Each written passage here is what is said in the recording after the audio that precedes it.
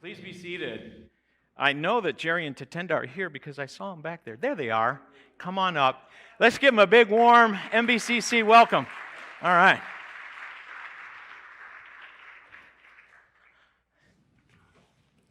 Good morning, church.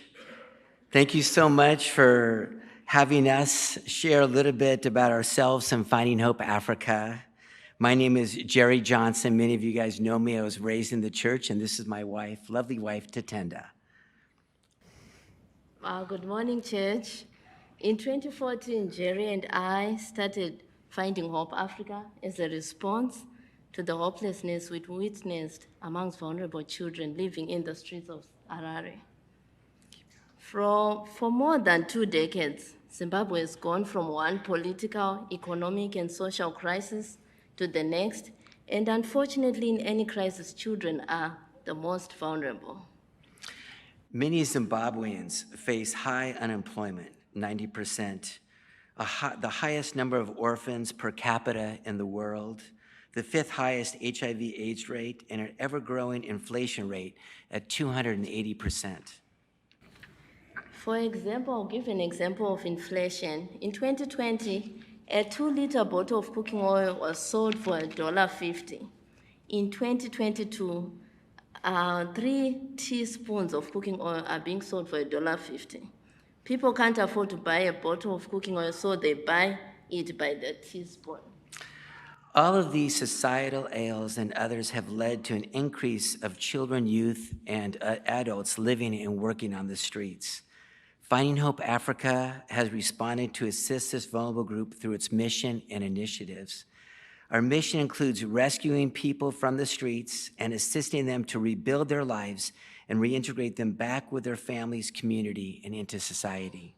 In 2019, we started our Better Together initiative, which rescued mothers and their children from the streets, provided shelter, education, food hamper, and employment opportunity for the moms, such as bead making, like these beads I'm wearing, and I want to thank all the ladies for your support with the beads.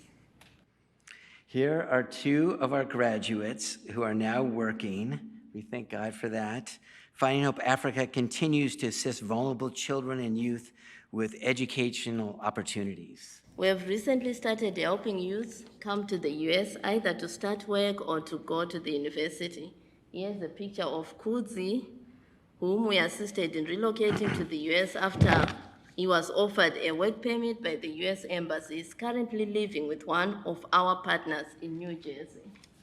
There you go. In Africa, 53% of children cannot read properly by the age of 10. In response to this challenge, Finding Hope Africa is currently putting together a mobile library program which will distribute books to vulnerable children and youths.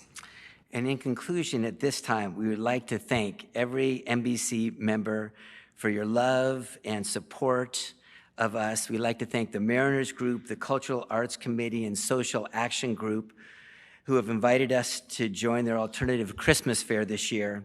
And finally, a special thanks. We'd like our board members and volunteers to please stand. We'd like to thank Ron and Sheila Troop. Let's give them a round of applause. Laura Lynn and Jim Gosweiler, Steve and Kathy Campbell, Rick and Susie Farrell, and Doug Greer for your hard work and commitment and vision for a brighter tomorrow for the most vulnerable Zimbabweans. Thank you so much. We love you guys. Thanks to all of us. Thank you, guys.